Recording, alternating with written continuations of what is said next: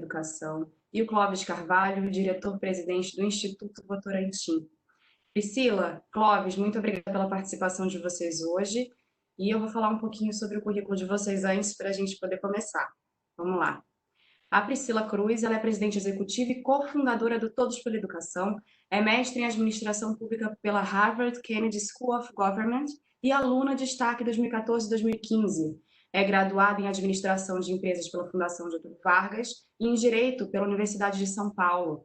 É presidente do Conselho do Instituto Articule e membro dos conselhos do Departamento de Pesquisas Judiciárias do Conselho Nacional de Justiça, do Museu de Arte Moderna de São Paulo, da Fundação Itaú Social, do Instituto Singularidades, do CEIP, Fundação Getúlio Vargas e do Diversa do Instituto Rodrigo Mendes, além de ser membro do Grupo de Estudos de Educação do Instituto de Estudos Avançados da Unicamp. Priscila, seja muito bem-vinda, muito obrigada.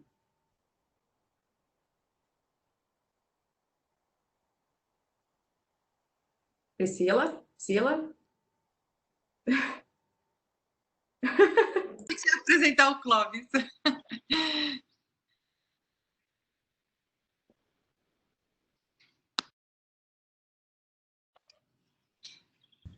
Tá ótimo, então, Carolina. Eu não escutei o que você me disse, mas eu imagino que você me disse para eu começar a minha exposição. Eu acho que eu tô com algum problema de som aqui, porque eu falo, ou eu ouço ou eu falo. Muito estranhamente isso está acontecendo comigo, mas enfim. Eu disse para você dar suas primeiras palavras, aí eu já vou apresentar o Carlos aqui nas boas-vindas. Tá ótimo. O Clóvis. Tá ótimo. Bom dia a todos, a todas. É um prazer estar aqui nessa série de seminários, webinários promovidos pelo Instituto Votorantim, que tem feito um trabalho incrível de ajudar naquele terreno que é tão mais difícil da gente atuar, que é na melhoria da gestão. É muito importante que a gente, ainda mais num momento como esse, em que as crises todas decorrentes da Covid-19 têm afetado tão profundamente a educação, a pressão, o desafio da gestão educacional é ainda mais elevado. Então, é muito importante que a gente compreenda esses desafios todos, entenda quais são as soluções e saiba como implementá-las. Então, essa série, né, de seminários, realmente, Carolina, quero parabenizar o Instituto Votorantim.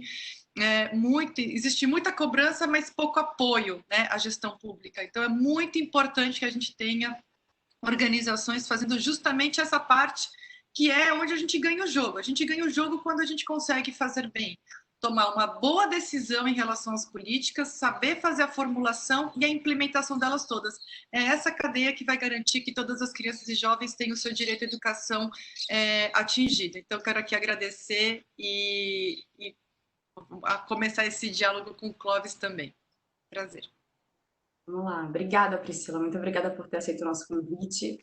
Para nós é uma enorme honra e um prazer ter você aqui hoje. Então, esse webinar, além de ser oferecido para todos os gestores educacionais e escolares, também é oferecido para os prefeitos e secretários de educação, que foi uma provocação que vocês fizeram a gente. E temos o enorme prazer de contar aqui hoje com pessoas de diversos municípios, além de participantes do programa Parceria pela Valorização da Educação, também outros municípios que têm feito parte aí das nossas videoconferências. E bom, e o Clóvis Carvalho, Clóvis, ele é diretor-presidente do Instituto Votorantim desde 2013, formado em Engenharia Metalúrgica pela Escola de Minas, turma 1985, atuou por 22 anos na Alcano Vélez do Brasil, exercendo, entre outros cargos, os de gerente de recursos humanos e diretor de operações de alumínio primário. Além disso, trabalhou na Votorantim Metais, atual Nexa Resources, por quase 5 anos, passando pelos cargos de gerente geral, diretor de DHO e diretor institucional da CBA, Companhia Brasileira de Alumínio. Desde 2010, Clóvis é conselheiro da Gorseix, que apoia a Escola de Minas da UFOP. Clóvis, seja muito bem-vindo. Obrigada por estar aqui hoje, falando aí as palavras de agradecimento, enfim, e início do trabalho aí junto com a Priscila Cruz e com a Ana Carolina Brusqueta, que também vai nos acompanhar aí na videoconferência. Obrigado, Carol. Bom dia a todos e a todos, né? É uma alegria enorme estar aqui com a querida Priscila, né? A Priscila é a nossa capitã lá no Todo. A gente tem o privilégio de fazer parte do Instituto, eu pessoalmente. E o tema é educação. a gente sempre entendeu, né, no Instituto Votorantim, desde o nascimento do Instituto, em 2002, que é a chave, né? É a chave para a gente enfrentar todos os desafios. E o que a gente está vivendo agora é mais um desses grandes desafios, né? E como a gente acredita que a coisa realmente acontece lá na ponta, né? O nosso DNA social está em trabalhar junto com as pontas, fazer com que as pontas estejam capazes, autônomas, para conseguir jogar esse jogo. Eu quero aqui, de antemão, já agradecer a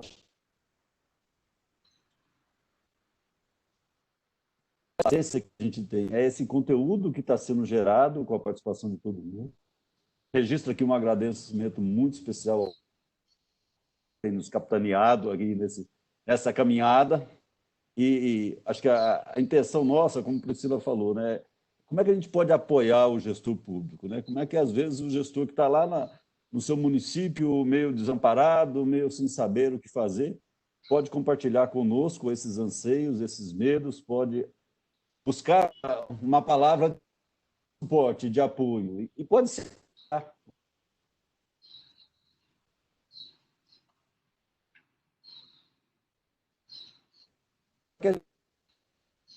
independente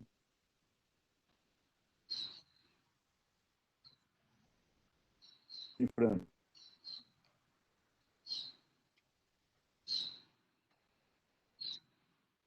Culta com a...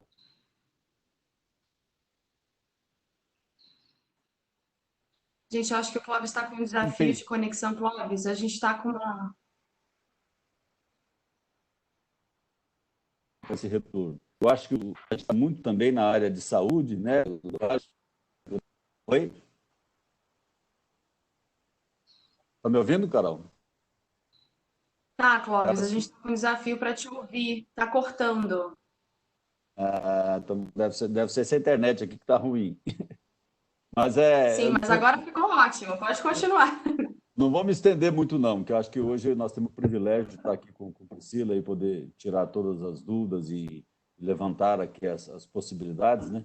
Eu não vou me estender muito, não. Eu quero agradecer muito a Priscila, ela tem a nossa conselheira no PVE, né? Tem nos ajudado aí há muito tempo, e dizer para ela que nós estamos juntos. Esse desafio de comunicação é um desafio de todos, né? E contem sempre conosco, né? Não quero me estender muito, não, que tenhamos uma boa conversa agora pela manhã. Muito obrigado. Obrigada, Clóvis. Agora a gente vai chamar a Ana Brusqueta. A Ana, ela é coordenadora do programa Parceria pela Valorização da Educação, e ela vai contar um pouquinho para a gente sobre essa linha do tempo do nosso programa, né? Que a gente precisou mudar completamente as nossas iniciativas e se reinventar. Então, por favor, Ana, seja bem-vinda. Obrigada, Carol. Bom dia a todos e a todas. Mais uma vez, é um prazer estar aqui com todo mundo, com os municípios. A gente sempre brinca, né? Estamos longe, mas estamos pertinho, o PVE é sempre presente. Vou compartilhar rapidamente, deixa eu só colocar aqui a tela. O que mais a gente aprendeu nessa pandemia foi a mexer com essas questões, né, gente? Tecnológicas. Deixa eu só colocar no modo de apresentação aqui para vocês. Então, acho que só um ponto eu trago aqui, a mudança que o PVE trouxe neste ano. Então, o principal impacto do programa Parceria pela Valorização da Educação, nós estamos olhando em como minimizar os impactos da pandemia na aprendizagem dos alunos, especialmente olhando para o ensino fundamental 1 e 2. E os resultados esperados, quando a gente olha, né, quais são os grandes desafios que todos os gestores têm nas mãos este ano, não são fáceis, e quais são os resultados que o PVE pretende apoiar ao longo dos próximos meses. Já fizemos uma jornada nesse primeiro semestre, temos agora um caminhar nesse segundo semestre, pensando em garantir manutenção, né, apoiar essa questão da aprendizagem remota, apoiar a reorganização do calendário escolar para cumprimento do ano letivo, implementar ações de recuperação de aprendizagem no retorno às aulas, apoiar o acolhimento desses alunos e famílias e também as equipes nesse retorno presencial. E temos um processo de gestão, de transição de gestão também acontecendo. Então, também é olhar para este processo e ter o melhor registro possível e toda essa transição, entendendo que todas as políticas educacionais que começaram este ano devido ao contexto da pandemia devem se estender no próximo ano, então é muito importante cuidar desse processo de transição e sem perder de vista a questão das famílias, né? Então, de garantir o acesso também aí das famílias a informações seguras e confiáveis. Então, nós, desde o começo, lançamos a estratégia de webinar, rapidamente pensando em como auxiliar sempre os municípios a terem acesso a informações administrativas, legais, pedagógicas. Já foram 51 webinars realizados, então a Carol aí sempre fazendo essa mediação. A gente já teve mais de 4.500 novos participantes que chegam para ter acesso a esses conteúdos. Estamos com um projeto com a Fundação Roberto Marinho também, que é o Telas Abertas, para levar conteúdos de forma fácil às famílias, via cards de WhatsApp, informações via Facebook. A gente teve uma reorganização do atendimento dos formadores, dos nossos parceiros técnicos, SEDAC, o SEMPEC, o CIEDES, atuando de forma virtual, mas para apoiar nesse primeiro semestre a questão da implementação das atividades de aprendizagem remota, de relacionamento com as famílias, e agora focando na reorganização do calendário escolar, e a gente tem a mentoria da Cláudia Costin também para apoiar nesse sentido. Então, esse foi o PVE repensado nesse contexto de pandemia, e tudo isso sempre gerando conteúdo que está no site do PVE. Então, é importante, a gente sempre compartilha, tem os grupos no Facebook, agora a gente tem o canal do YouTube também, do PVE. Então, tudo que a gente vive aqui, ou que a gente já viveu nesses 6 meses, junto com cada um de vocês, está registrado para que vocês também possam acessar depois, tirar dúvida, voltar em um conteúdo. E esse intensivo que começa hoje com a Priscila, a gente tem realmente da escuta. Então, a premissa do PVE é escutar as demandas dos secretários, das secretárias, de todas as equipes técnicas. É um ponto mesmo, né? O Instituto Votorantim atua ouvindo as comunidades, então é muito importante. De onde saiu esse intensivo que nós teremos nessa semana? Quando a gente fez uma escuta de quais foram os principais desafios da Secretaria Municipal, 67% de vocês nos disseram que era planejar o retorno às aulas presenciais. Vocês nos contaram isso e trouxeram essa demanda para dentro de casa. E aí, a demanda dada, né, gente? A gente falou, bom, a demanda está aí, como é que a gente se ajuda?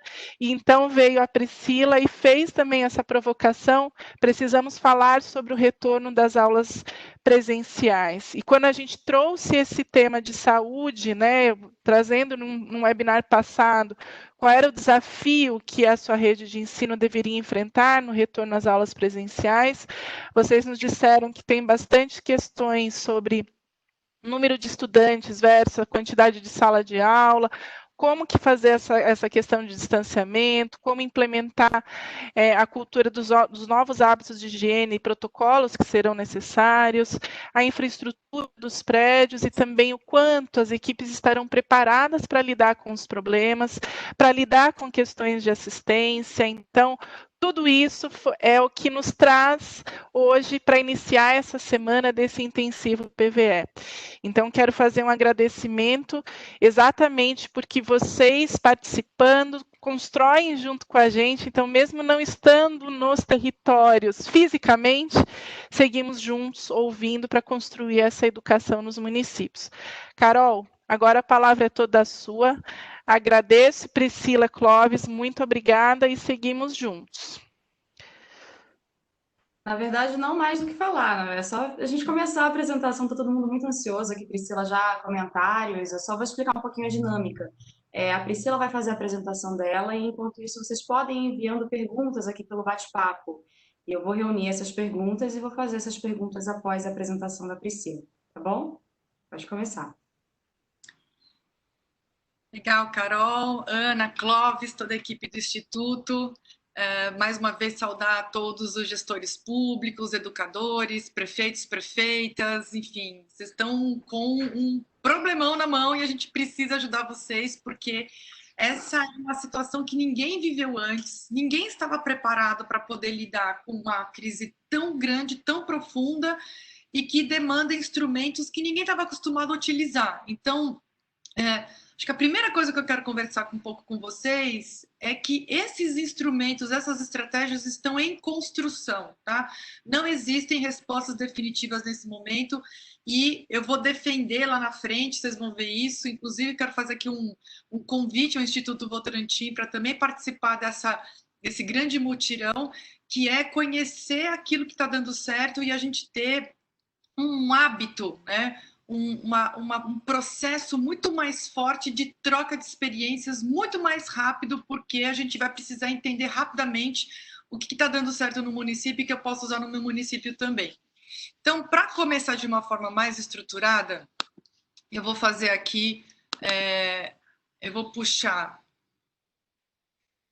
Eu sempre erro essa parte de... Calma aí.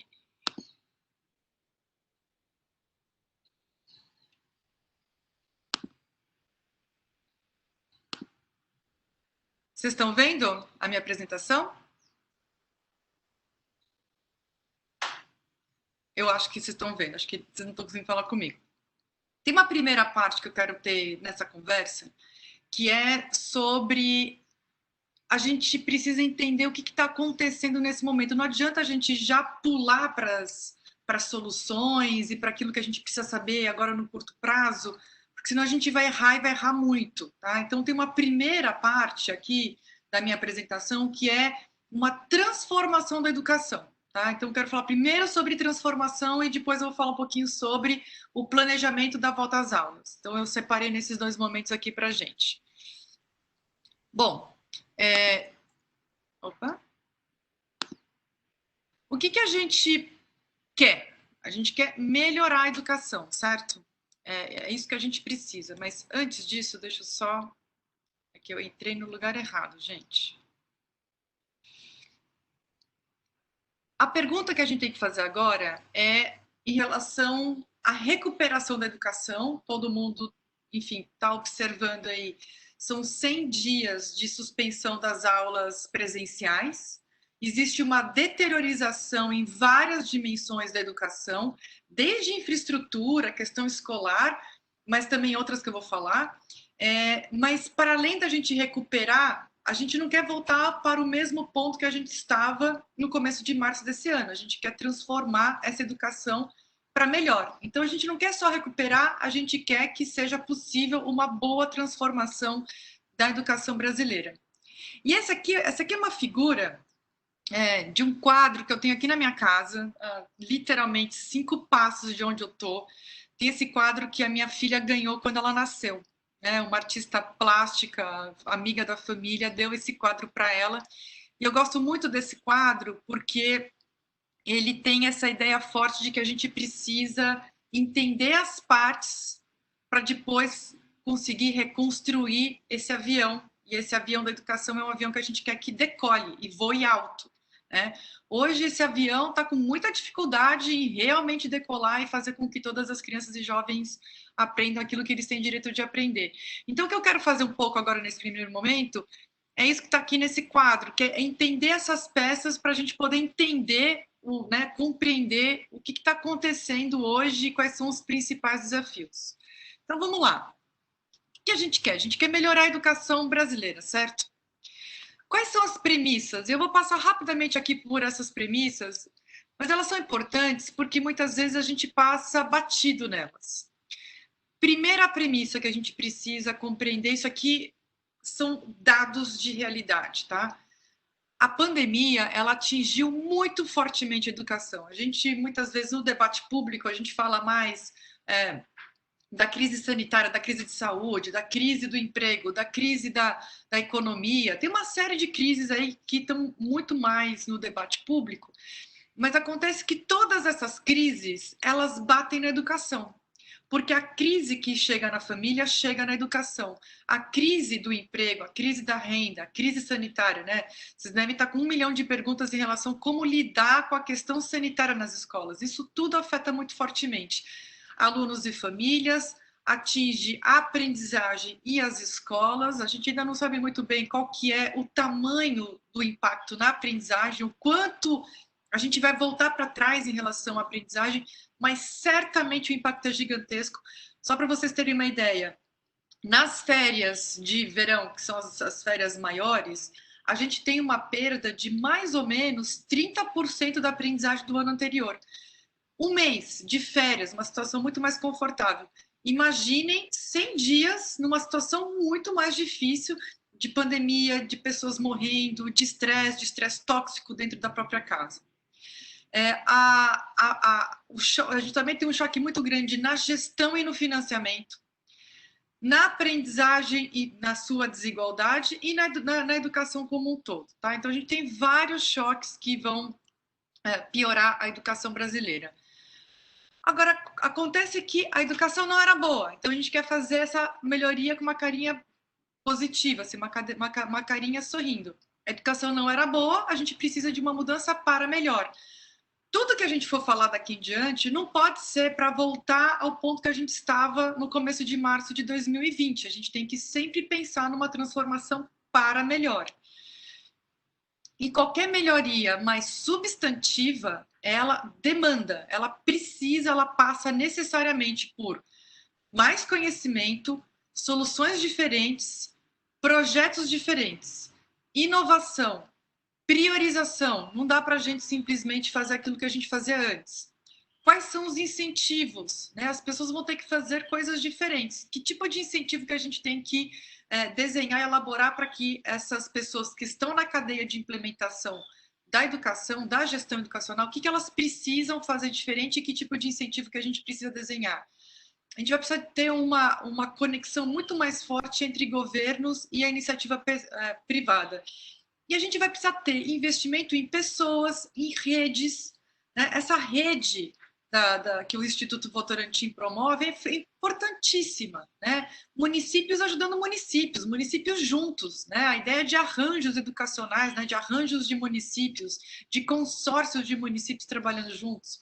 Estrutura, capacidade de implementação. Então, isso tudo são premissas muito importantes para a gente fazer um trabalho mais potente para promover as melhorias que a gente precisa na educação. Agora, qual que é essa nova educação que a gente quer? O que muda, né? O que deve mudar e como mudar? Né? E aqui eu quero abrir uma caixa de oportunidades. Diferente das premissas, as premissas é o que a gente sabe, né? É o que a gente sabe que tem ali como pano de fundo.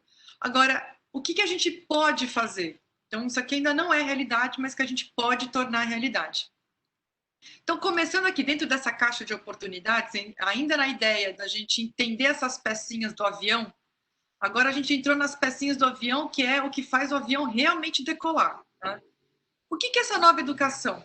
A gente precisa de uma educação que seja mais conectada com o século XXI, que seja mais engajadora, que seja menos desigual e muito mais diversa, né? Uma diversidade de experiências muito maior, que foque em mais aprendizagens, em mais habilidades, que seja ao longo da vida. Né? Os municípios pegam o começo da vida, né? Primeira infância, pré-escola, Fundamental 1, mas a gente já precisa apontar para uma educação que seja para a vida toda e em qualquer lugar, porque acho que a pandemia também mostrou isso muito para a gente. A gente agora passou a fazer reuniões com prefeitos que estão quilômetros, às vezes milhares de quilômetros de distância da gente, e a gente está aqui fazendo desse lugar. Eu estou em São Paulo e cada um de vocês está numa cidade diferente. Então, muito importante que a gente também comece a criar esse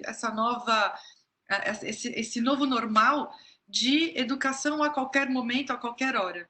E ela é híbrida, né? Ela tem uma alta presencialidade, ela tem que ter a presença do professor é muito importante, a presença na escola é muito importante, né? Assim, o contato humano é muito importante, mas a tecnologia também passa a ter uma parcela de importância nessa transformação enorme. O que muda? Primeiro, gente, muda que a gente vai ter que dar mais atenção ainda para aquelas políticas que são estruturantes. Professor passa a ser mais importante ainda. Os currículos ainda mais importante. Estender o tempo na escola, né? O tempo integral, né? As crianças e jovens ficarem mais tempo na escola. Isso vai ser ainda mais importante. Gestão escolar, atenção à primeira infância. Então, aquelas políticas mais bem consolidadas, elas continuam a ser ainda primeiríssimo lugar aí na atenção de todos vocês. Mas as novas questões também precisam entrar na agenda. Eu vou destacar duas. Essa tecnologia misturada com as interações, né? Então, é a tecnologia impulsionando o fator humano, né? A tecnologia como substituto nunca vai dar certo, né? A gente já aprendeu, a gente já sabe, a gente já tem evidência em relação a isso. O que a gente precisa é de uma tecnologia que impulsione todos os fatores humanos, né? Então, o professor, a gestão de sala de aula feita pelo professor, a gestão escolar feita pelo corpo diretivo das escolas e tudo mais. E a participação da família e da comunidade, né? Essa aqui não é nada tecnológico, né? Até pode ter tecnologia, mas que a pandemia tem mostrado como muito fundamental. Se a gente não tiver uma participação grande da família, pode esquecer, a gente não vai conseguir fazer tudo aquilo que precisa ser feito para a gente melhorar a educação do país. E, por fim, como que a gente muda, né? E eu vou entrar depois, no próximo PPT, eu vou entrar um pouco mais nesse planejamento da volta às aulas. Mas a gente precisa de mais conhecimento. O conhecimento que a gente tem hoje ainda não é suficiente para fazer, porque, como eu disse no começo, a gente está lidando com algo muito novo, novos conhecimentos vão ser necessários, já estão sendo muito necessários. A gente precisa entender o que explica o sucesso de um município em determinada política, em outro, para a gente poder fazer um compartilhamento dessas boas experiências, mas naquilo que é realmente o que explique, não simplesmente a historinha. A historinha ajuda a gente a passar adiante, a disseminar, mas a gente precisa entender esses fatores críticos de sucesso. A gente vai precisar de novas soluções, novas modelagens, novos projetos, ponte com o setor privado, boa implementação e construir essas alavancas todas. Então, com isso aqui, eu encerro para a gente poder fazer esse nosso aviãozinho aqui decolar e fazer com que a educação chegue a todos, que a gente não tenha desigualdade educacional, que todo mundo aprenda, que a gente não tenha evasão, abandono e que a gente consiga sonhar com um país melhor, porque ele está sendo construído a partir da educação, tá? Então, essa aqui é a primeira parte. A segunda parte que eu quero, então, agora entrar com vocês, aqui rapidamente, é o resultado de uma nota técnica que foi a base do trabalho do Conselho Nacional de Educação, que vai ser votado amanhã lá no CNE. O CNE vai votar esse novo parecer, que são diretrizes para esse planejamento de volta às aulas. Tá? E a gente fez essa nota técnica a partir de estudos, foram 43 estudos de larga escala que foram entender como que os sistemas educacionais se reconstruíram pelo mundo a partir de crises tão profundas como terremotos, tsunamis, guerras, que também exigiram a suspensão das aulas presenciais. A gente já viveu isso antes na humanidade, em alguns sistemas se deram bem, né, conseguiram se reconstruir, tiveram bons resultados depois no médio e longo prazo. Gente, no curto prazo, a gente não vai ter um bom resultado, acho que a gente tem que fazer as pazes com isso, a gente vai ter aí um gravíssimo e profundo prejuízo na educação, vai ser muito grave que a gente vai viver aí nos próximos 2, 3 anos, mas esses sistemas mostraram que no médio e longo prazo é possível a gente fazer mudanças substantivas se a gente agir agora de acordo, né? Se a gente agir agora já utilizando esse conhecimento. E são 3 grandes mensagens que esses 43 estudos nos trazem, tá? Primeiro, e aqui é um recado muito forte para os prefeitos e prefeitas, tá? Muito importante. Prefeitos e prefeitas, a educação não vai se recuperar com o trabalho apenas da Secretaria de Educação.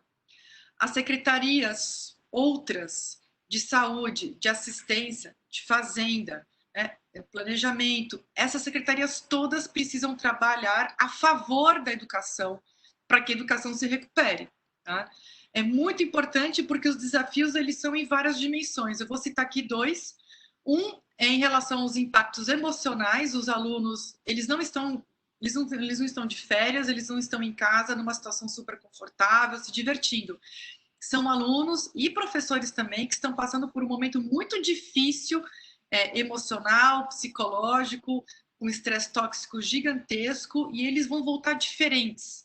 Tá? Então, tem que ter uma ação já, né, em parceria com a assistência e com a saúde para tratar essas questões emocionais. A gente já tem muita literatura, muita evidência que mostra que esses impactos emocionais nos alunos prejudicam a aprendizagem, o rendimento, né, e toda a trajetória escolar deles daqui em diante. Então, tem que tratar dessa questão e a volta às aulas tem que ser pensada também nessa dimensão. Um outro ponto é o do abandono e da evasão escolar, que deve, né, assim, a tendência, se nada for feito, né, a inércia é que a gente tenha uma explosão de evasão. Muitos alunos não vão retornar quando as aulas voltarem. Então, como que a gente tem que fazer? Tem que ter uma busca ativa. E essa busca ativa de alunos tem que ser feita em parceria com a assistência social. Tá? Então, a educação e a assistência trabalhando juntas. Aqui só citando dois exemplos. Esses impactos, eles vão, como eu já disse, vão perdurar por um longo período de tempo. Então, esse planejamento tem que olhar para o passo a passo, né, para o imediato e lá para adiante. A gente está num ano de eleições municipais, a questão da reeleição, a gente nunca sabe como que vai ser, é muito fundamental, e aqui vem o civismo, a ideia de gestão para o país, para a educação, independentemente das questões eleitorais, das questões de sucessão. Aqui a gente está falando de uma gestão, que são todos vocês, que tem que preparar para a próxima, né? Seja com reeleição ou não, né? Mas o que vier com esse planejamento de agora vai ser fundamental nos anos seguintes. E, de novo, essa resposta, ela depende de uma questão intersetorial. Então, aqui é um recado que a gente quer reforçar, porque não vai dar para a educação fazer sozinha tudo que tem que ser feito. Aqui eu vou falar um pouco sobre as questões mais concretas, tá? Primeira coisa, esse plano de ação ele tem que ter múltiplas dimensões. O planejamento de um retorno gradual, tá? Com atenção à saúde emocional e física dos alunos e dos profissionais. Então, o retorno ele não vai ser de uma vez por todas. Os alunos não vão voltar numa segunda-feira, vai bater o sinal, começa a aula de matemática, primeira aula, todo mundo vai para a sala de aula como se a gente estivesse voltando para uma situação anterior. Tá? Então, tem que pensar numa gradualidade de retorno. O calendário escolar ele está sendo reorganizado, o Congresso Nacional está para votar a MP 934, que justamente permite algumas flexibilizações nesse calendário. Então, todos vocês têm que aguardar um pouco como que vai ficar o texto final da MP 934 e também olhar para o parecer do Conselho Nacional anterior, do parecer anterior do Conselho Nacional de Educação, que já fala do ensino nesse período de pandemia, e amanhã, como eu já disse, vai ser votado o novo parecer, que é do planejamento, que também vai trazer aí algumas questões importantes de reorganização do calendário escolar, né, para trazer mais segurança jurídica para todos os gestores públicos do país. E é muito importante que o Conselho Municipal das suas cidades, à luz daquilo que o Conselho Nacional está dizendo, também regulamente especificamente para a realidade do município de vocês. Tá? Um outro ponto, avaliação diagnóstica, seguida de programas de recuperação de aprendizagem, isso é básico.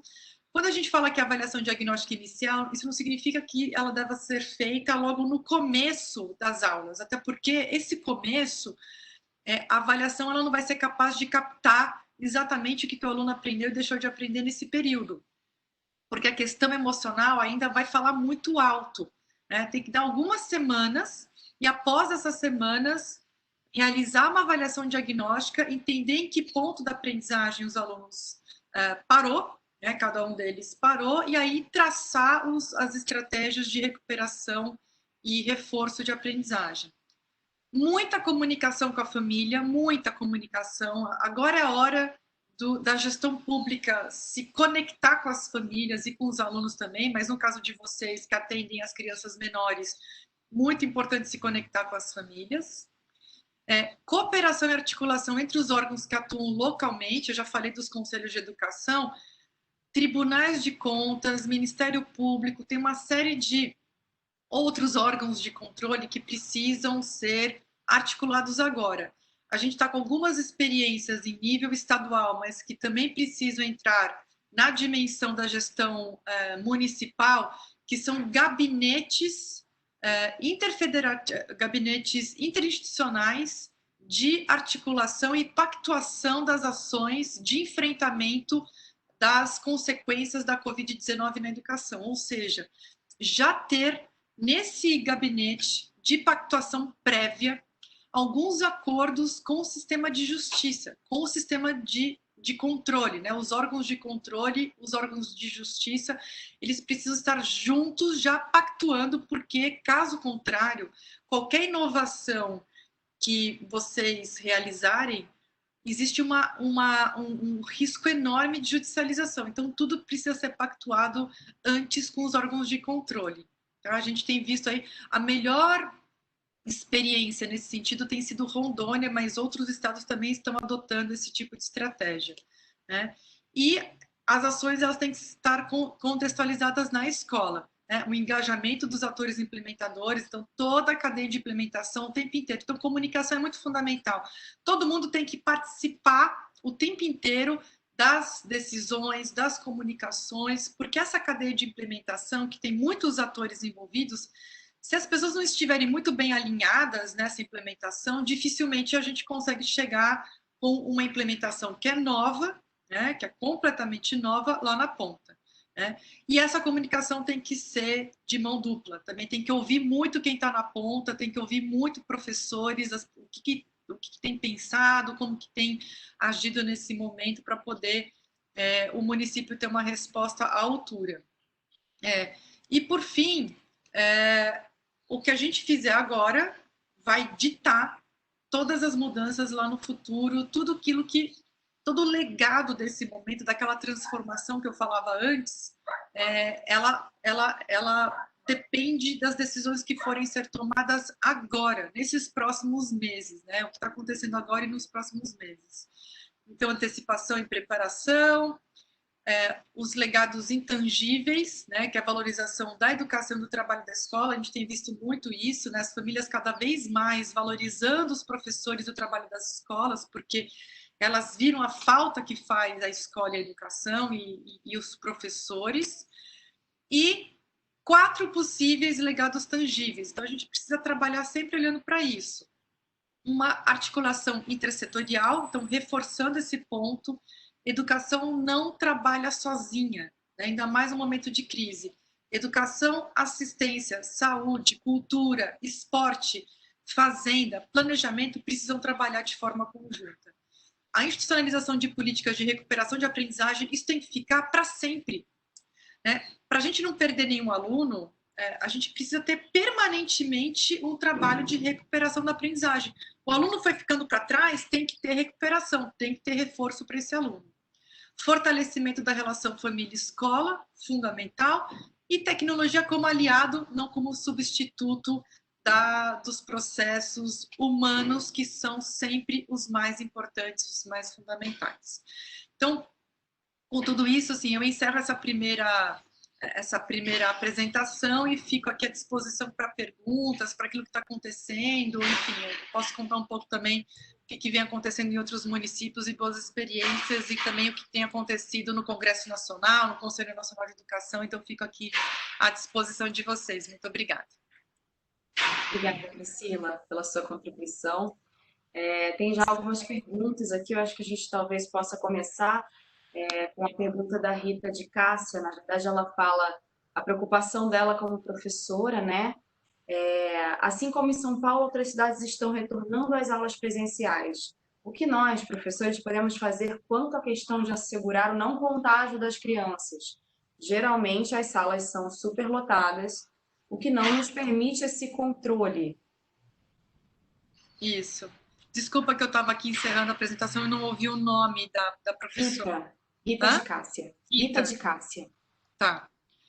Rita, essa tua pergunta, ela é talvez a pergunta de milhares de gestores, educadores, milhões pelo país, tá? O que acontece? A gente tem 2 milhões de professores no Brasil, tá? O que acontece? Não existe, a gente tem visto alguns protocolos de outros países, a gente tem visto também analisado protocolos de alguns municípios. Não existe uma resposta definitiva para essa tua pergunta, tá? Por quê? Porque as situações são muito diferentes. A gente tem sistemas com escolas pequenas, com mais espaço, com menos alunos por sala de aula, a gente tem outros sistemas municipais que têm muitos alunos por sala de aula em escolas grandes com muitos alunos, ou tem situações híbridas mistas. O que a gente tem assim verificado, mas não tem nada muito estudado, porque como é recente, a gente ainda não conseguiu ver o impacto e a volta às aulas também ainda não aconteceu no Brasil para a gente começar a avaliar quais são as experiências exitosas ou não. O que eu vou falar para você assim são planejamentos de outros municípios, o que eles têm pensado em fazer. Bom, primeira coisa assim que eu acho que é um pouco de uma premissa, mais do que as horas, tá? A gente tem aí uma obrigatoriedade de 800 horas nesse ano, tá? A MP 934, ela vai falar um pouco mais a respeito e ela vai permitir que essas 800 horas atravessem para 2021. Então, primeira coisa que muitos municípios já estão fazendo e que eu, se fosse uma gestora municipal, também estaria fazendo, que é unir o calendário, né, o ano escolar 2020 com o de 2021. A gente vai ter que tratar como um ciclo único. A questão para os municípios é que isso demanda um passar de bastão para uma gestão, possivelmente, né, ou tem aí uma possibilidade de uma outra gestão, se não houver reeleição. Por isso que é muito importante todo esse planejamento ficar muito bem descrito, né? Ter os memoriais descritivos desse planejamento muito bem feitos na secretaria para passar esse bastão para talvez uma outra equipe. Né? Se houver reeleição, um pouco mais fácil. Mas se não houver reeleição, esses memoriais eles precisam estar muito bem detalhados para passar esse bastão e a próxima gestão conseguir retomar esse trabalho. Então, o primeiro ponto é olhar para esse calendário como um ciclo único. No limite, até um ciclo de 3 anos, tá? Então, unir 20, 21 e 22. Porque nesse período vai ser o período em que esse tempo que a gente está perdendo, e não dá para a gente dourar a pílula, não dá para a gente usar adjetivos mais bonitinhos, a gente está perdendo aqui muitas horas de aprendizagem que a gente não vai conseguir recuperar em 2020, gente, é só fazer conta, né? Então, se as aulas retornarem em setembro, em outubro, é só fazer conta, não dá para fazer 800 horas em 2020, então tem que tratar mesmo como esse período expandido e fazer um planejamento para que aquilo que estava previsto de ensino, aprendizagem, atividades, cumprimento curricular, isso tudo tem que ser olhado num ciclo maior para poder diluir, né, esse prejuízo em mais tempo e a gente conseguir o importante, que é garantir a aprendizagem, o desenvolvimento das habilidades, uma educação integral, essa educação que eu falei, que é mais conectada com a vida das crianças, que faça sentido, que use a tecnologia de um jeito que até impulsione o humano, né? Então, isso tudo a gente vai fazer nesse ciclo mais expandido. Por quê? Porque por um tempo, e essa tem sido a experiência internacional, porque a gente só consegue olhar para fora do Brasil em relação à retomada das aulas, tá? E um pouco do que aconteceu em outras retomadas, que é o que eu acabei de apresentar, que são esses estudos, esses 43 estudos, as lições desse período, que é isso, assim, tem que trabalhar todo mundo junto, essas horas, elas precisam ser diluídas. A diferença da experiência internacional agora é que a pandemia pegou o segundo semestre de aulas deles, né? Porque no hemisfério norte as aulas são de setembro a julho, agosto. Né? Então, é diferente do nosso calendário. E a pandemia pegou ali o que seria o segundo semestre deles.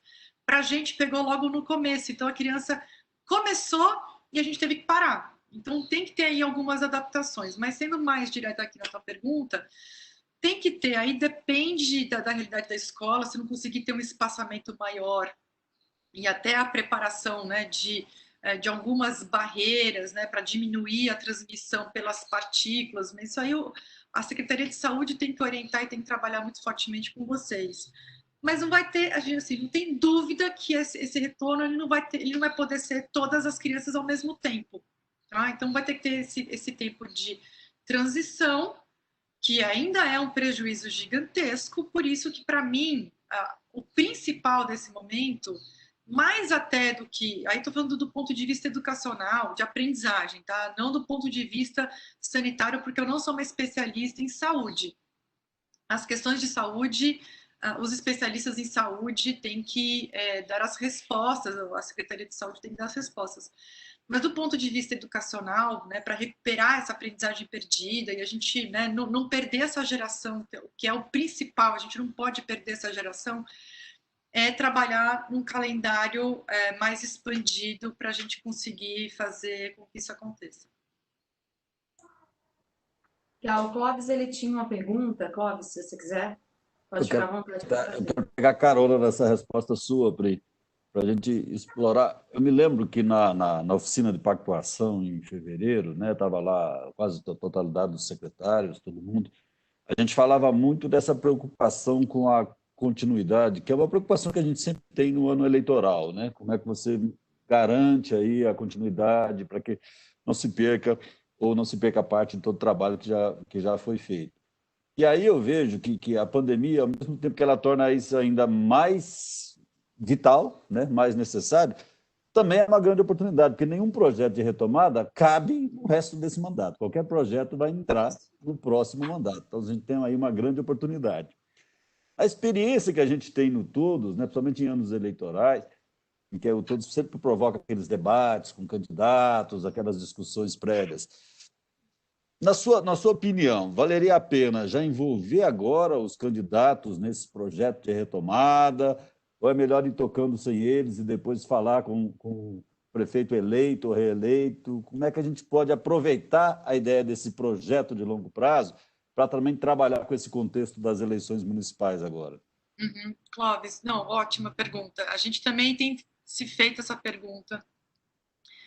Se a nossa análise agora é que, como essa vai ser uma eleição diferente por duas razões. Primeiro, porque o calendário eleitoral ele se alterou e a gente vai ter um processo eleitoral no meio da pandemia. Né? Então, por exemplo, debates presenciais não serão possíveis. Ao mesmo tempo, debates virtuais pode até ser uma boa, mas assim, eu sinceramente eu acho que o tema dessas eleições não vai ser educação. Eu acho que é um trabalho muito mais focado, que a gente consegue direcionar mais energia com o candidato eleito, mas imediatamente após a eleição, porque aí imediatamente após a eleição, as questões todas eleitorais, que muitas vezes são... O que vai acontecer nessa eleição, eu acho que 2022 vai ser a mesma coisa, vai ser uma troca de acusações em relação a como que enfrentou a pandemia, como que não enfrentou a pandemia, as questões econômicas que estão atingindo agora muito fortemente as famílias, né?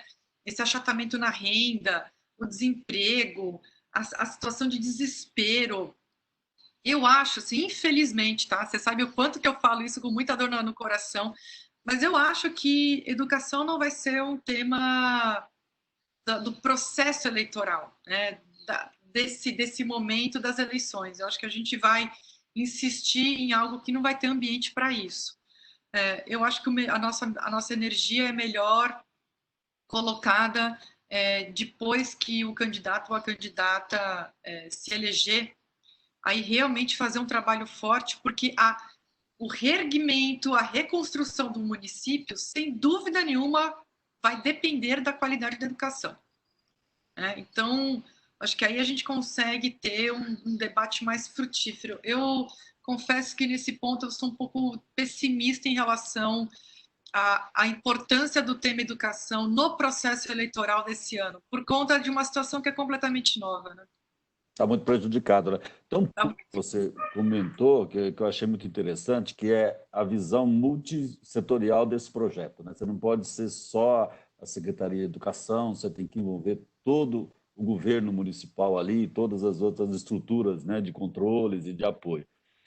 Nós temos trabalhado muito com os municípios na questão de saúde, né? Na questão da pandemia, de como preparar, como enfrentar. Nós estamos hoje com quase 148 municípios fazendo mentoria nessa área aí durante o segundo semestre. Me ocorre até uma ideia, né? Que a saúde tem uma figura que é importantíssima nesses municípios, que é o agente de saúde, né? Esse agente de saúde, ele entra em todas as residências, né? Então, ele talvez pudesse ser um dos aliados nesse projeto para a gente combater o grande risco da evasão, né? Para a gente encontrar a busca ativa, né? Como é que ele poderia nos ajudar nessa busca ativa para a gente não deixar definitivamente ninguém para trás? Perfeito, Clóvis, exatamente. Você lembrou bem dos agentes de saúde, também tem os assistentes sociais, que também visitam as casas, né, em muitos municípios.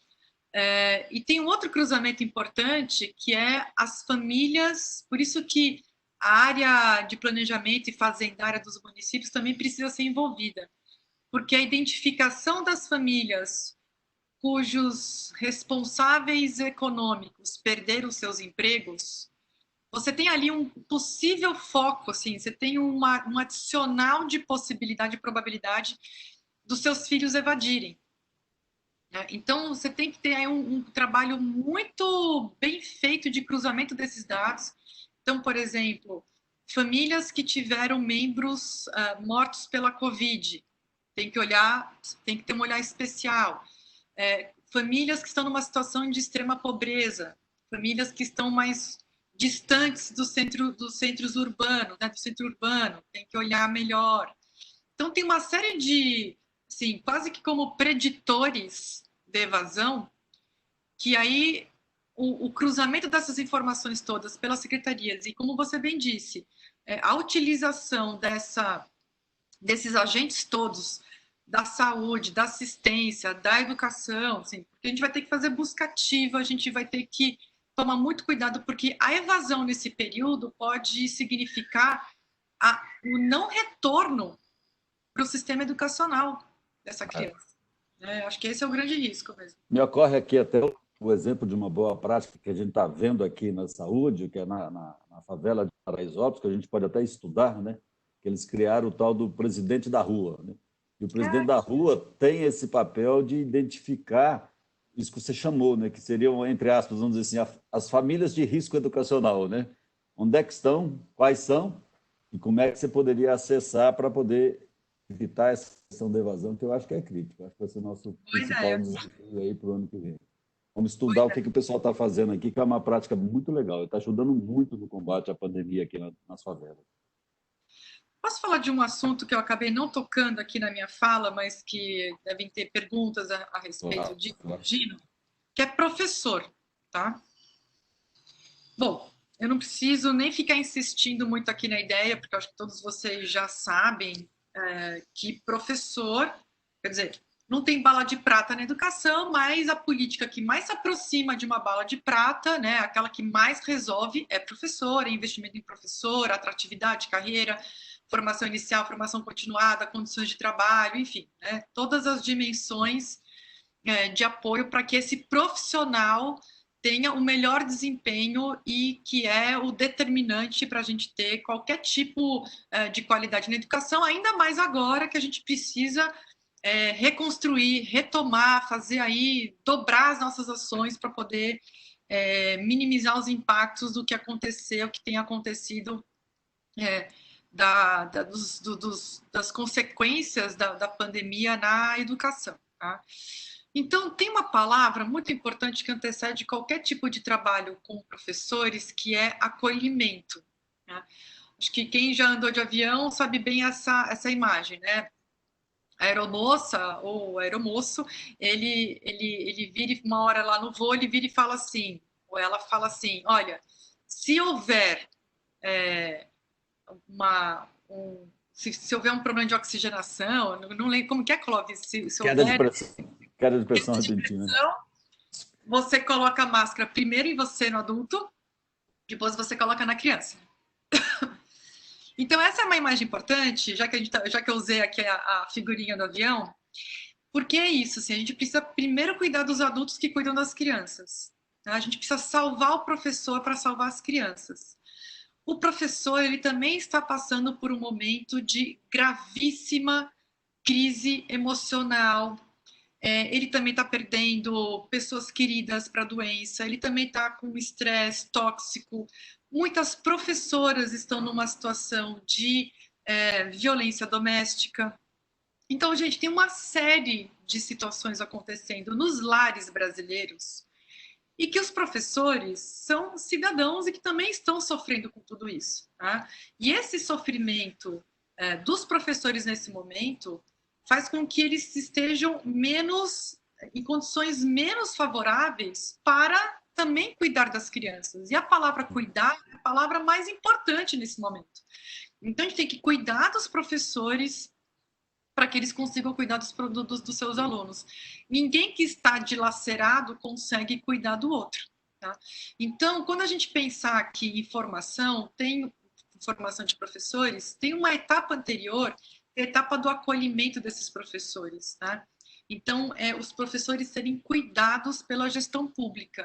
E aí começar a pensar, né, é um segundo momento, pensar na formação desses professores em relação àquilo que precisa ser implementado e feito na escola, e a gente começa a ter um trabalho mais voltado para a aprendizagem das crianças.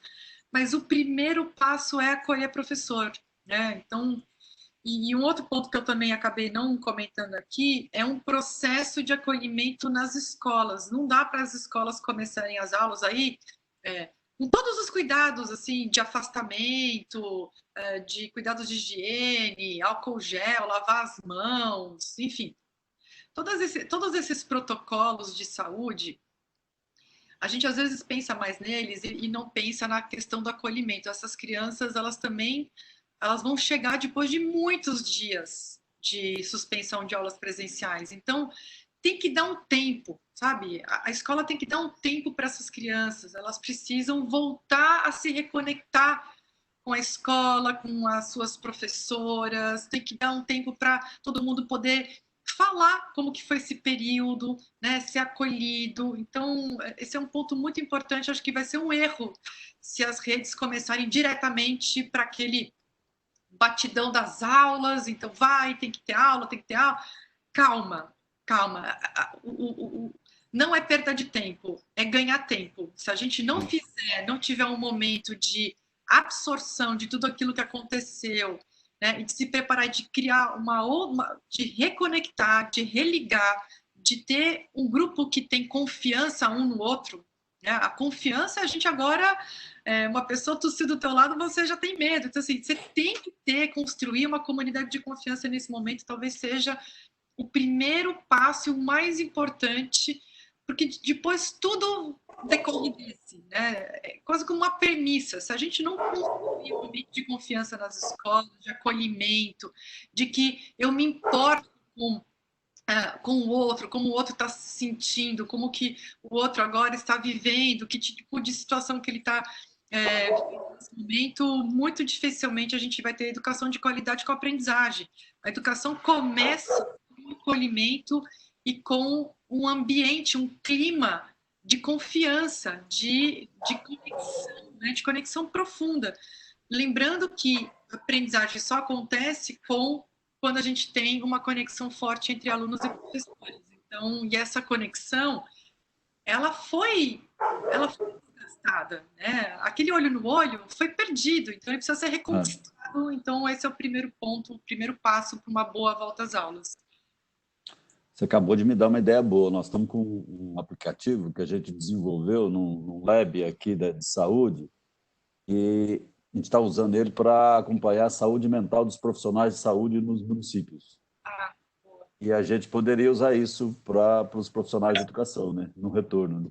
Uma coisa simples, uma boa ideia. Vamos botar isso no PVE. Carol, tá cheio de pergunta aí. Não vou ficar só a gente conversando aqui, não vou ficar a manhã inteira. Não, vamos lá, vamos lá. Priscila, a Cristiana Gonçalves, ela pergunta o seguinte: o ensino híbrido veio para ficar? Veio. Bom, e que ensino híbrido, né? Assim, porque também, vamos, assim, tem, às vezes os rótulos, eles escondem uma série de concepções completamente diferentes, ainda mais coisa nova, né?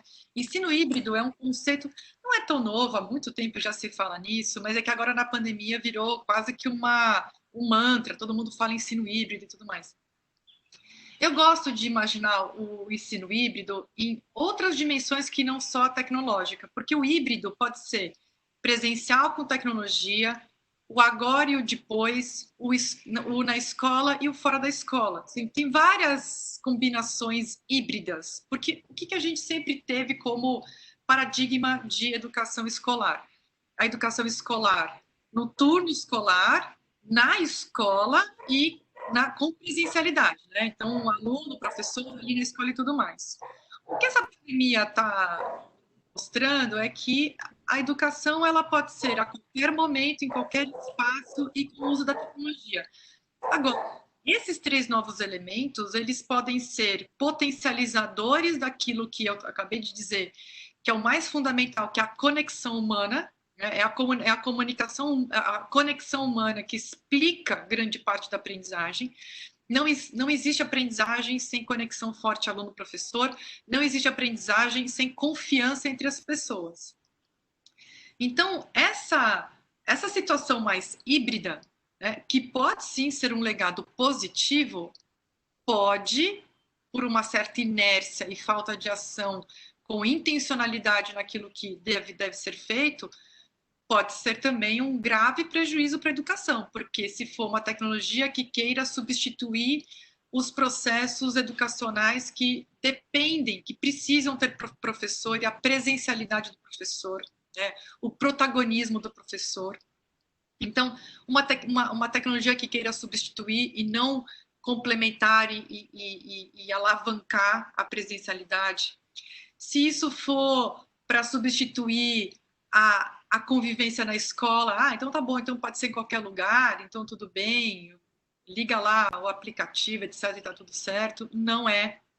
A qualquer tempo, então também tudo bem a qualquer tempo, se não for agora, seja na vida. Então, tudo tem dois lados, assim. A gente tem uma...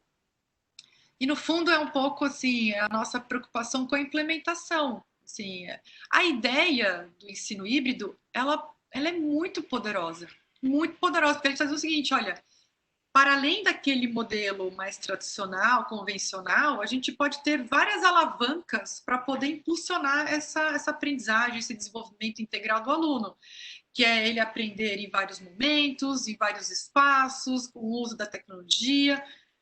Mas olha só como a gente pode ter, entre o bom uso disso tudo e o péssimo uso disso tudo, situações completamente inversas. Então, eu acho que o híbrido é uma tendência, o uso da tecnologia é uma tendência irreversível. Ninguém imagina que a educação daqui a 20 anos vai ser menos tecnológica do que agora. É óbvio que a gente vai caminhar, como em outros aspectos da nossa vida, a gente vai caminhar para situações, para uma realidade em que haverá um uso mais forte da tecnologia.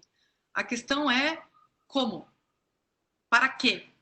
Eu acho que essas são as perguntas. Se vai ter ou não vai ter, eu não tenho a menor dúvida que vai ter. A questão é se a gente vai fazer um bom uso disso tudo. E o risco da gente ter, ainda mais que educação é um mercado gigantesco, a gente está falando aqui de 48 milhões de alunos, 2 milhões de professores, 200 mil escolas, a gente tem milhares de redes escolares no Brasil. É óbvio que tem aí uma isca, né, assim, muito forte para que sempre tenha um salvador da pátria dizendo, olha, eu tenho uma solução tecnológica que vai garantir para os seus alunos a aprendizagem, você não vai nem mais precisar muito de professor, vai ser super fácil. Então, assim, o canto da sereia é muito... Tentador. Muito encantador, exatamente. Ele é muito encantador. Tem que tomar cuidado, sim, tem que fazer as perguntas certas. vai ter híbrido. Que tipo de híbrido que a gente quer no Brasil? Que tipo de híbrido que a gente quer ter nas nossas escolas, no nosso município? Que essa é a resposta para essa pergunta que vai ser o grande diferencial. Emendando a pergunta dela, o Caio Rodrigues ele pergunta o seguinte: os pais podem continuar com seus filhos em ensino remoto num possível retorno? Isso é uma das coisas que a gente tem visto, tanto em planejamento de alguns municípios, mas também experiências internacionais, que é um outro tipo de híbrido, né? Que é nesse período, um período de transição. Então, vamos lá entender quais são os períodos dessa pandemia.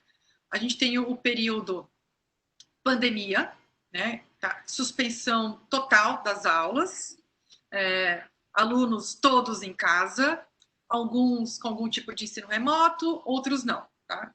Que é a situação que a gente está agora. Tá? A maioria dos municípios ainda, quer dizer, acho que nenhum município ainda reabriu as escolas. Aí a gente tem um período que é o período da transição, que é um período que são os primeiros meses, tá? Depois dessa reabertura gradual, enfim. Aí tem todas as questões dessa transição. A gente vai entrar num terceiro período, que é o período do tal novo normal, né? Que não vai ser igual ao que a gente tinha antes, sem dúvida nenhuma a gente vai ter mudanças.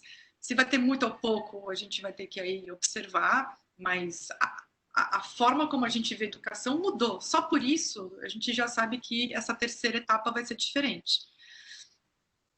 E pode ser diferente para melhor ou para pior, tá? Assim, existe até assim, uma inércia.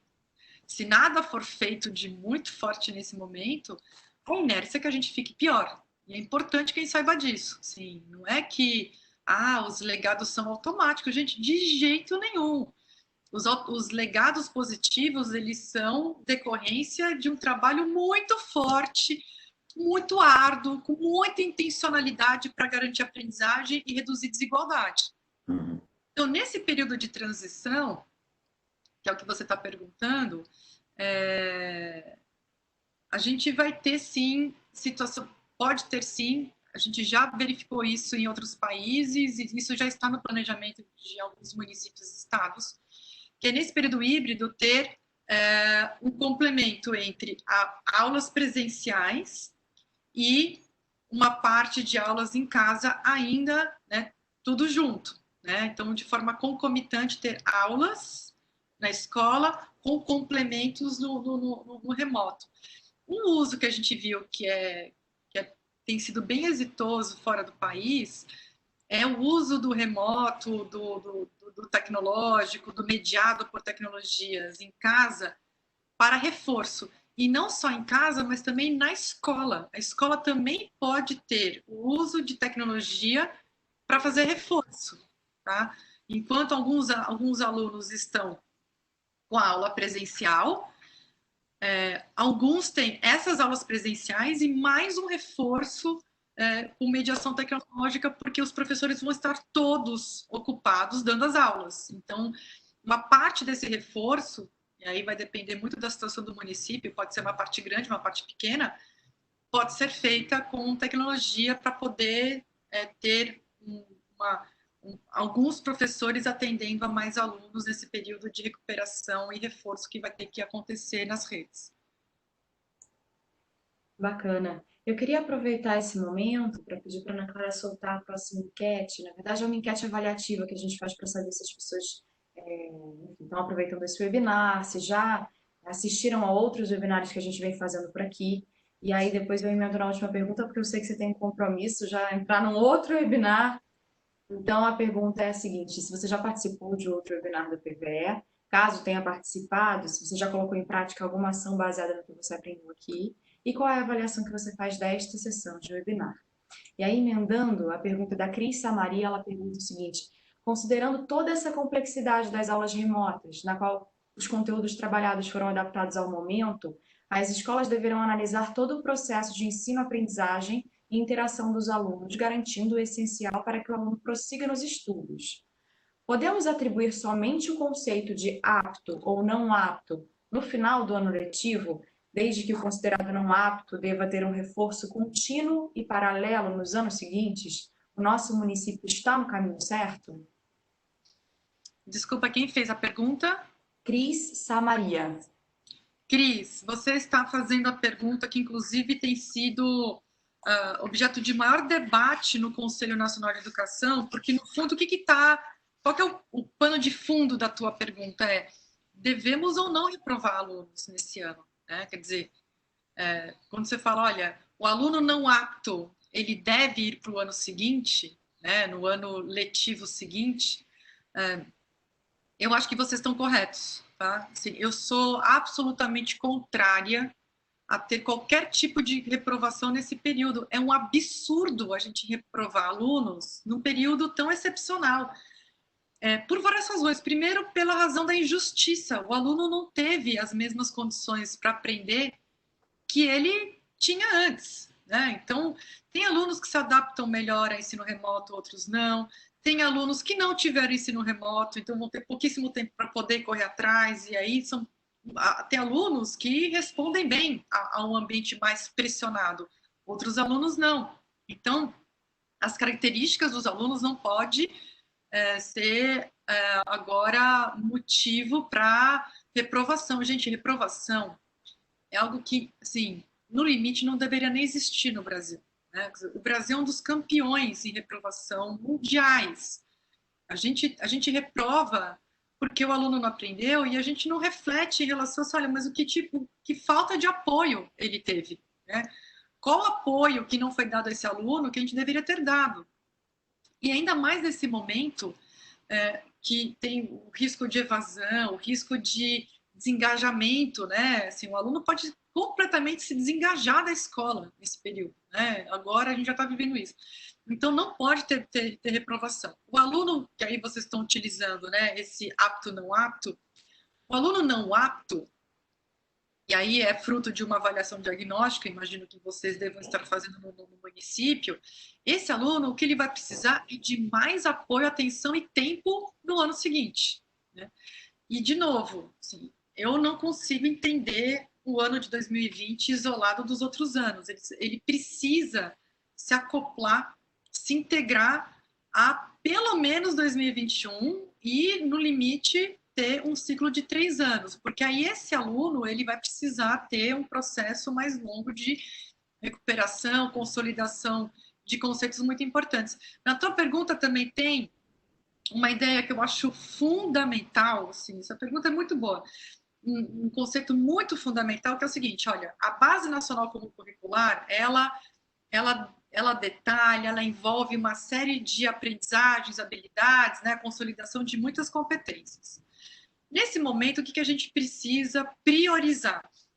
Que não significa abandonar essas outras componentes curriculares, mas o que a gente precisa agora priorizar, mas assim, muito fortemente, são aqueles componentes curriculares que são pré-requisitos para aprendizagens futuras.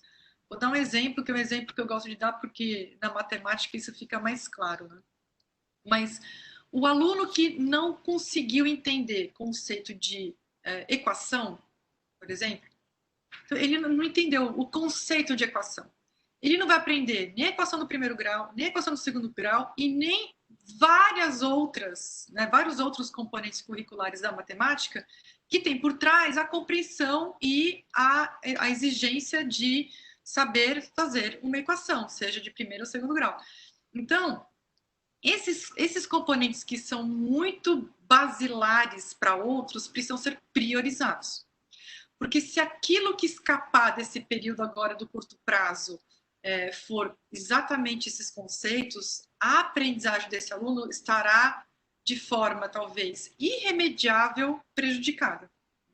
Então, agora, uma análise, eu coloquei isso na primeira apresentação, a análise curricular, ela é muito importante. Então, assim, olha, cada professor, cada equipe de cada disciplina precisa olhar isso. Esse é um trabalho muito importante da Secretaria de Educação Municipal, é olhar para o currículo do município, né? Vocês todos já devem ter os seus currículos municipais a partir do currículo nacional, da Base Nacional Comum Curricular, fazer uma análise desse currículo e entender assim, quais são os componentes que todas as escolas precisam colocar muita atenção, porque esses são os componentes que podem depois prejudicar lá na frente a compreensão de outros conceitos, pode prejudicar a consolidação de outras aprendizagens, habilidades, competências. Então, esse é um ponto muito importante mesmo que você está levantando. Priscila, eu tenho uma série de outras perguntas, mas eu sei que seu tempo é curto. Eu queria agradecer demais a sua participação hoje, a sua presença. Quem não teve a oportunidade de assistir, nós vamos sim disponibilizar a versão gravada, então vocês podem compartilhar. Até o fim da tarde de hoje a gente vai mandar o link para vocês poderem assistir a essa videoconferência e compartilhar também com quem vocês conhecem que não teve a oportunidade de assistir ao vivo. Priscila, Clóvis, Ana, últimas palavras? Eu posso fazer aqui um agradecimento ao Instituto Votorantim. É muito importante que nesse momento em que está todo mundo descobrindo estratégias, a gente inclusive, Clóvis, capte nesses municípios todos que vocês têm uma parceria mais forte, as soluções exitosas. Então, a gente está aqui numa postura, às vezes, né, que vamos levar conhecimento para vocês, mas vocês podem produzir muito conhecimento para o Brasil, né? A gente agora está avidamente interessados e buscando as experiências exitosas, as soluções que estão sendo produzidas de forma inédita, porque qualquer solução agora, ela é para um contexto completamente diferente, então ela tem um componente de ineditismo muito forte que precisa ser avaliado, precisa ser estudado, a gente precisa entender as soluções que vocês estão desenvolvendo aí nos seus municípios. Então aí, Clóvis, aí é um pedido meu para o Instituto, né, de coletar essas boas experiências para que a gente consiga estudar e